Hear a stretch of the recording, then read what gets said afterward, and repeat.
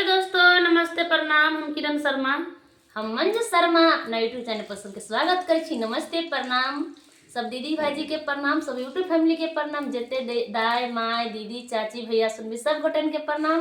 और हम दोनों देवरानी जेठानी जा रहा छी बहुत प्यारा सब बेटा विवाह गीत गा। पता नहीं यहाँ सब तो प्यारा आशीर्वाद देते नहीं, हमारा गला नहीं ठीक भरल, लेकिन कुछ तो यहाँ सब कुछ दवाइयों तो कमेंट में लिखू नहीं, कम से कम बताए तो नहीं ठीक भर रहा है। और हम दोनों देवरानी जेठानी बहुत प्यारा से बेटा विवाह गीत गावे जा रहा है, अहाँ सब जरूर सुना, कमेंट करके जरूर बताओ। हमारा दीदी के तो दिल ले गया परदेसी कोई रोक न था, लेकिन कोई नहीं छी रोके वाला, की करे हम रोक इनका हमेशा राखब, छोड़ब नहीं इनका साथ।